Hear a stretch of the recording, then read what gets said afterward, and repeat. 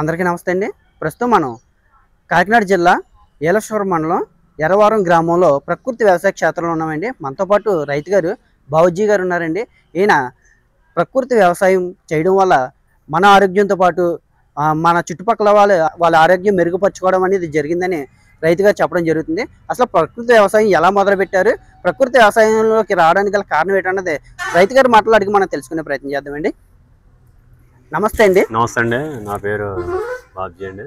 Okay అండి, మీరు ప్రకృతి వ్యవసాయం అనేది ఎన్ని సంవత్సరాల నుంచి చేయడం జరుగుతుంది? 6 సంవత్సరాల నుంచి చేస్తున్నానండి. 6 సంవత్సరాల నుంచి చేస్తున్నారు. ఓకే అండి, మీరు ప్రకృతి వ్యవసాయంలోకి రావడానికి గల కారణం ఏంటండి? ఆరోగ్యపరంగా మెరుగుపడాలనేసి అండి చేస్తున్నాం అండి.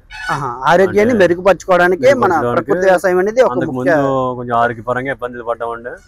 ఇలా పడడం వల్ల మన ప్రకృతి పరంగా పండించుకొని ఎరువులు పురుగు మందులు పట్టకుండా మనం వరి ఆహారం తీసుకుంటూ కూరగాయలు అవి తీసుకుంటూ అరటి తోట కూడా చేస్తున్నానండి. రెండాటిని మనం ముఖ్య ఆహారంగా తీసుకుందామని తయారు చేస్తున్నామండి. ఇదే విధంగా మీరు 6 సంవత్సరాల నుంచి చేస్తున్నానండి. ఓకే అండి, మీరు పండించిన మీరే కాకుండా చుట్టుపక్కల వారికి కూడా ఇస్తున్నారండి? ఇస్తున్నామండి. ధాన్యం వరి పండించానండి. ఎకరం 30 కాటాలు అయిందండి. ఒక 15 కాటాలు బయటకి ఇచ్చానండి. 15 కాటాలు నేను ఉంచుకున్నానండి.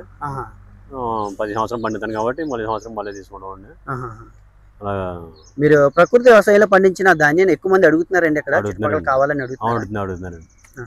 ఓకే అండి, ఇక్కడ మీరు ఏది చేస్తున్నారు? ఇది ఏంటండి? ఇది ఘనజీవామృతం తయారు చేస్తున్నామండి. అంటే మాది మిరపకాయ వ్యవసాయాలు ఉన్నాయండి, చెరుకు అరటి ఉన్నాయండి. ఓకే అండి, ఈ ఘనజీవామృతం తయారు చేసి దాన్ని జల్లుకుందాం అనేసి పొలంలో అనేసి తయారు చేస్తున్నామండి. ఓకే అండి, మీరు దీన్ని తయారు చేయడానికి ఏమేమి తీసుకున్నారండి? దీన్ని తయారు చేయడానికి ఆవు పేడ, ఆవు మూత్రం, శనగపిండి, బెల్లం, పుట్టమట్టి తీసుకుని దాన్ని మిక్సింగ్ కలిపేయండి. ఒక వంటలుగా తయారు చేసుకుని దాన్ని నీడని ఆరబెట్టండి. దాన్ని డ్రై అయిన తర్వాత మనం జల్లుకోని అనుకూలంగా ఉంటుంది అన్నమాట. ఓకే అండి, ఇది మామూలుగా రసాయనిక ఎరువులతో పోల్చుకుంటే దీనికి ఖర్చు గట్ట అన్ని తక్కువ అవుతున్నాయండి? తక్కువ అండి, ఖర్చు చాలా తక్కువ అండి. మన ఇంట్లో ఉన్నాయి కదండి, మామూలుగా పేడ అది మూత్రం అది తక్కువగా అండి, అంత తక్కువ ఖర్చులో అవుతుందండి. ఓకే అండి, ఇది ఉపయోగించుకోవడం వల్ల రైతులకు ఏమైనా మేలు జరుగుద్ది అంటారా? ప్రకృతి వ్యవసాయం చేయడం వల్ల దీనివల్ల భూసారం కోల్పోదండి, భూమి బలపడుతుందండి. భూమిలో ఉన్న సూక్ష్మ క్రిములు అభివృద్ధి చెందుతాయండి, మంచి క్రిములు.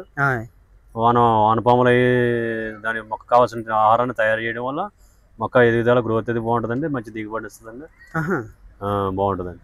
ఓకే అండి, ఇప్పుడు తయారు చేసుకుంటున్నారు కదండి, తయారు చేసుకున్నది మీరు ఎప్పుడు చేలో జల్లుకోవడం జరుగుతుంది? ఇది కొంచెం డ్రై అయిన తర్వాత 10 రోజులు కానీ జల్లుతూ మొదలెట్టండి. 10 రోజులు పోయిన తర్వాత 6 నెలల దాకా ఇలా ఉంటుందండి. ఇది ఇలా ఉంచుకొచ్చండి, జల్లుకొచ్చింది అలా. ఓకే అండి, దిగుబడి అనేది బాగా వస్తుందండి? బాగుంటుందండి దిగుబడి. ఓకే అండి,